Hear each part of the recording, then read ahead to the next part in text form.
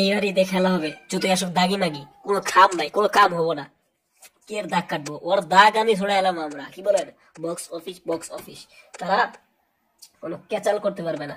আচ্ছা যাই হোক, মেহেদী হাসান হৃদয়, তিনি যে অনেকগুলো নাটক করেছেন, প্রায় 250-এর অধিক নাটক করেছেন, তারপরে আফরান নিশির সাথে করে অনেকের সাথেই করেছেন।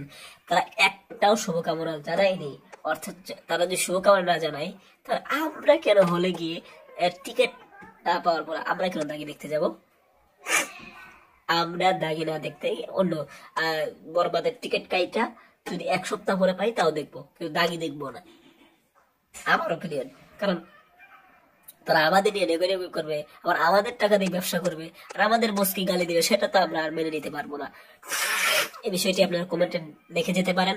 আর ওই যে একটি বচলার ভাইজান একটু আইডি আছে, সেখানে একটা হোয়াটসঅ্যাপ নাম্বার আছে, ওই আইডিতে গিয়ে আমরা যারা সাকিবান আছি আমরা সকলে যে যুক্ত হয়ে যাই, এবং যাতে আমরা পরবর্তীতে এই আমরা মানে সকল সাকিবিয়ানরা একটা মানে কনফারেন্স করে বিভিন্ন ভাবে, মানে দলীয় ভাবে মানে আমাদের শক্তি যেটা থাকে সেটা যাতে আমরা প্রয়োগ করতে পারি। তো এটা বচলার ভাইজানের আইডিতে নাম্বার দিয়ে হোয়াটসঅ্যাপে যুক্ত হয়ে যান।